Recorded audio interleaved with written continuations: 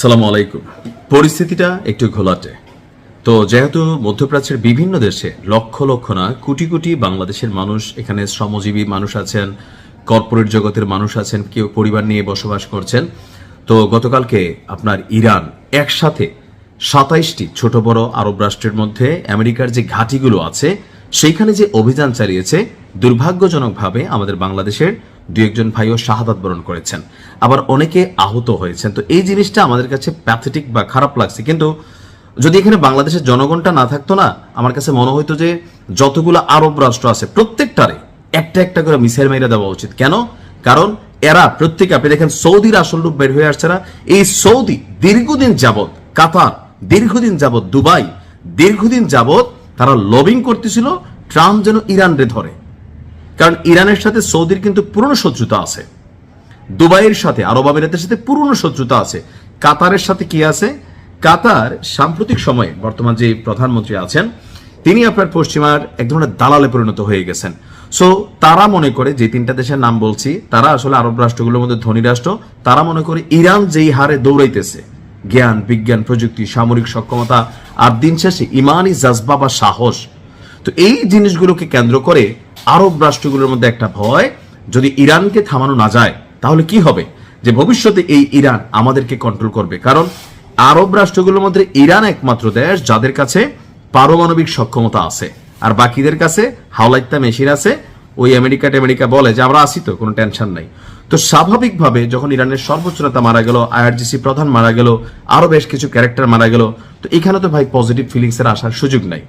এখন ইরান গতকালকে মার্কিন যুক্তরাষ্ট্রের যে 27টি সামরিক বেসামরিক ঘাঁটিতে অভিযান চালিয়েছে, এই অভিযান চালানোর কারণে মধ্যপ্রাচ্য জুড়ে যুদ্ধ ছড়িয়ে পড়তে পারে। সেখানে বেশ কিছু মানুষ মারা গিয়েছে, বললাম না, বাংলাদেশের মানুষ সহ ওই দেশের মানুষ মারা গেছে, তাদের সামরিক বেসামরিক ভবনগুলো ক্ষতিগ্রস্ত হয়েছে, তারা অর্থনৈতিকভাবে অনেক চাপে আছে, ফ্লাইটগুলো বন্ধ আছে। তো সবকিছু মিলাইয়া একটা প্যাথেটিক সিচুয়েশন আসতেছে। কিন্তু আমার ভাই খারাপ লাগতেছে না। আমার যদি 2-1% খারাপ লাগে সেটা শুধুমাত্র যে আমার 2-1 বাংলাদেশি ভাই সেখানে মারা গেছেন, তাদের ব্যবসা বাণিজ্য প্রতিষ্ঠান অথবা কর্মের জায়গাগুলোতে একটু ক্ষতিগ্রস্ত হবে এই কারণে। নয়তো পুরো আরব রাষ্ট্র, আমি মনে করি যে মক্কা মদিনা ছাড়া সৌদি আরবের প্রত্যেক শহরে একটা হাইপারসোনিক মিসাইল ইরানের ছাড়া উচিত। আর কিন্তু পিছু নামার সুযোগ নাই। অলরেডি কিন্তু খেলা শুরু হয়ে গেছে। প্রধান নেতার মৃত্যুর পরে কি হচ্ছে, সেখানে নতুন সেটআপ তৈরি হয়ে গেছে। আমার কাছে আশ্চর্য লাগছে যে প্রধান নেতার যে ভাস্কর্য ছিল বা ওনার যে স্মৃতিস্তম্ভ ছিল, এগুলাকে ইরানের এক শ্রেণীর জনগণ উপড়াই ফেলতেছে। মানে এরা মজা নিচ্ছে। এরা কারা? ওই যে 47 বছর আগে ইরানের যে ক্ষমতাসীন সরকার ছিল রাজা পেহেলভি, তার যে একটা কুপুত্র আমেরিকা পালতেছিল এতদিন, সে কিন্তু তার খেলা শুরু করে দিছে। মানে একদিকে আমেরিকার সাথে যুদ্ধ চলতেছে, জনগণ দেশের প্রতি থাকা উচিত, ওইদিকে লুটেরা শ্রেণী, এই মব সৃষ্টিকারী শ্রেণী সারা পৃথিবীতে আছে, এরা গিয়া বিভিন্ন জায়গার মধ্যে এই ধরনের কর্মকাণ্ড করতেছে। তো একটা দেশের জনগণ যদি, তার ভিতরের অংশ যদি রাষ্ট্রের বিরুদ্ধে বিগড়ায় যায়, লাইক হয়তো অনেকেই আমার প্রতি রাগ হয়ে যাবেন, 1971 ধরেন যাদের প্রকৃতপক্ষে রাজাকার, এরা তো রাষ্ট্রবিরোধী ক্যারেক্টার ছিল। এখন ইরানের মধ্যে কিন্তু এই একটা শ্রেণী আছে।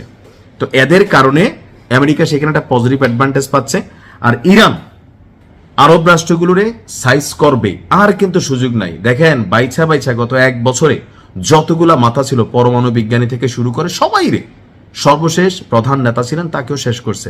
আগামীতে তার বিরুদ্ধে যারা অবস্থান করবেন তাদেরও কিন্তু শেষ করে দিবে।